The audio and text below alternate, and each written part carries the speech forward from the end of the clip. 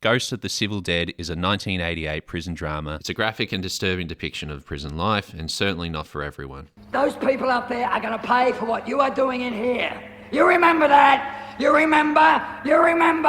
That day, you are going to pay. You just remember that?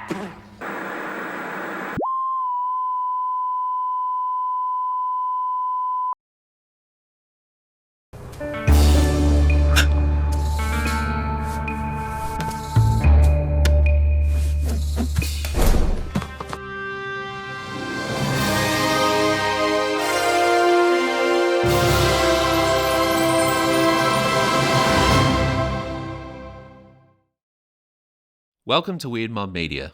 I'm Jake. I'm part of that mob that I mentioned, and I'll be soloing this analysis for today's episode. As long as I am nothing but a ghost of the civil dead, I can do nothing. This is from the words of Jack Henry Abbott from his autobiography In the Belly of the Beast. This book recounts his experiences as a prison inmate. The book, which is based on Abbott's letters to Norman Mailer, while Mailer was researching his seminal novel, The Executioner's Song, serves as the inspiration for today's film, Ghosts of the Civil Dead.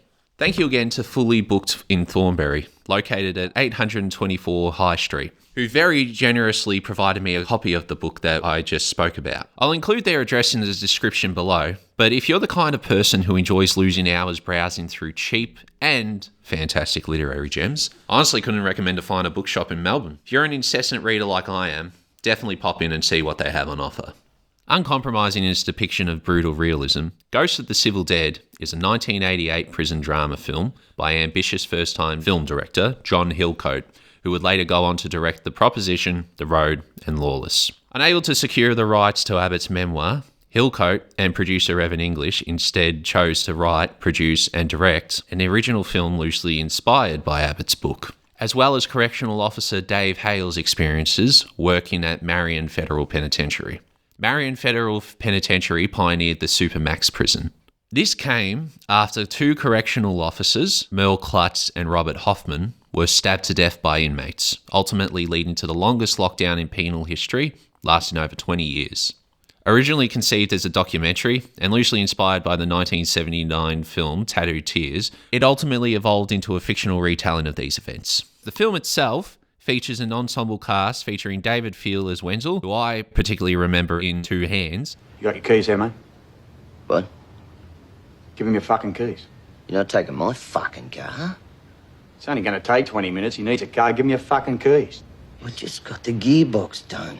Good, it means it fucking works. Now give him your keys. Mike Bishop as David Yale, Nick Cave as Maynard, Vincent Gil as Reuben, and Dave Mason as Lily. While those actors are my personal highlights, all of the performers do a remarkable job of bringing their characters to life on screen. Some of the actors were actually former prisoners, lending a restrained yet powerful sense of authenticity to the film's portrayal of prison life. When it comes to talking about a main character, it's quite difficult because John Hillcoat deliberately conceived the film with the prison institution itself functioning as the main character.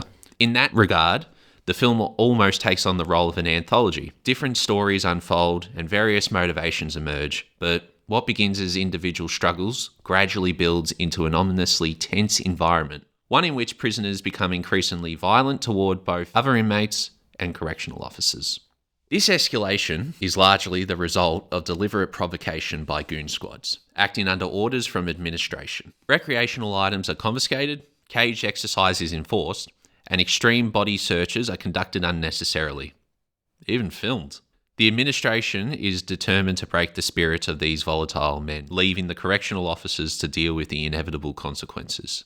When I think of the archetypal prisoner in films, characters like Luke from Cool Hand Luke, Billy Hayes from Midnight Express, and of course, Andy Dufresne from The Shawshank Redemption come to mind. Characters who may be flawed, who may or may not deserve their sentences, but who possess virtuous or relatable qualities. Charisma, naivety, or even innocence. That allows the audience to connect with them. Ghost of the Civil Dead, on the other hand, does not feature these kinds of characters. Like similar films such as Scum and Short Eyes, Ghost of the Civil Dead focuses on villains, scumbags, the lowliest of the low. Come in here so I can spit in your fucking eye!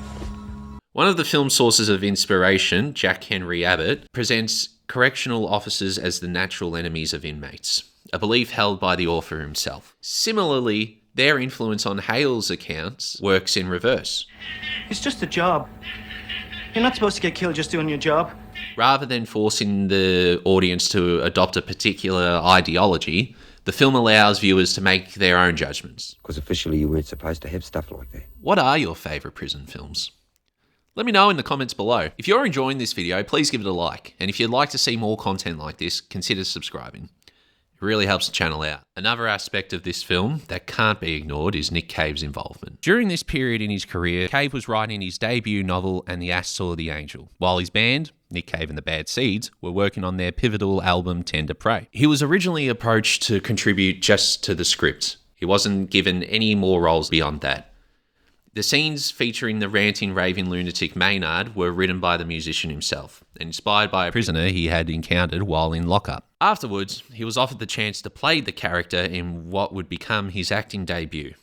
Cave was also invited to contribute to the film's score, alongside fellow Bad Seeds Mick Harvey and Blixer Bargeld. This would mark the beginning of Cave's feature film career as a composer, whose later works includes The Assassination of Jesse James by the coward Robert Ford, Hell or High Water, and several of the John Hillcoat films I mentioned earlier in this video. His involvement was not a simple cameo. His presence in the production is literally seated in the film's DNA. and then I found myself basically entrapped in this whole thing. and unable to kind of get out of it in any way.